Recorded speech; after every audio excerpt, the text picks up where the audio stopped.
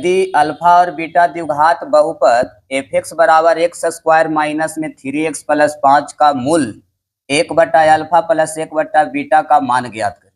Alpha और beta द्विघात बहुपद का मूल दिया है तो इतना का 1/अल्फा प्लस 1/बीटा का मान ज्ञात करें।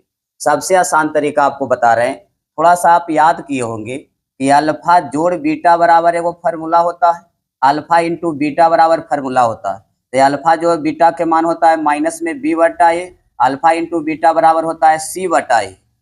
आप बताइए कि b किसका गुणांक लेते थे, तो b x का गुणांक नहीं x का गुणांक लेते थे, तो माइनस माइनस में 3 हो जाएगा।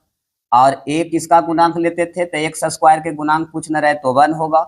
यहाँ हल करेंगे तो हम लोग को मिल जाएगा 3। अल्फा इंटू बीटा बराबर होता है c/a, तो c उसको बोलते हैं जिसमें x शामिल ना हो, तो एक शामिल नहीं है तो यहाँ हो जाएगा 5/1 तो हो जाएगा 5। एक काम कीजिए, किसका मान ज्ञात करना था, 1/अल्फा जोड़ 1/बीटा।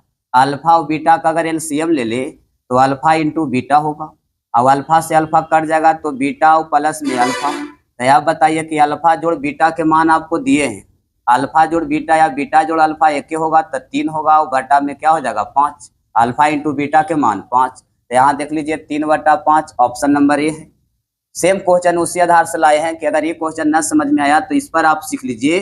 तो अभी हम बताइए कि इसका बताइए अल्फा जोड़ बीटा के मान क्या होगा, तो अल्फा जोड़ बीटा के मान होता है माइनस b/a, तो b होता है x का गुना, तो माइनस में सूत्र होता है और माइनस में 5 है और बटा में 1 के मान कुछ नहीं तो 1 है। तो अल्फा इंटू बीटा, अल्फा जोड़ बीटा के मान हो जाएगा 5/1। अल्फा इंटू बीटा बराबर होता है c/a, तो c अक्षर पद तो 7 और बटा में a तो 1, तो यहाँ हो जाएगा 7। बताइए आपको मान किसको पूछा था, 1/अल्फा प्लस 1/बीटा। हम लिख सकते हैं अल्फा इंटू बीटा और अल्फा जोड़ बीटा, इसको एलसीएम लेके बनाइएगा तो बन जाएगा। तो अल्फा प्लस बीटा के मान निकाले हैं 5 और अल्फा इंटू बीटा के मान निकाले हैं 7, तो 7/5 ऑप्शन खोजिए, 7/5/7 ऑप्शन नंबर बॉल होगा। बताइए कितना इजी था, हमेशा ही बोर्ड परीक्षा में पूछा जाता है।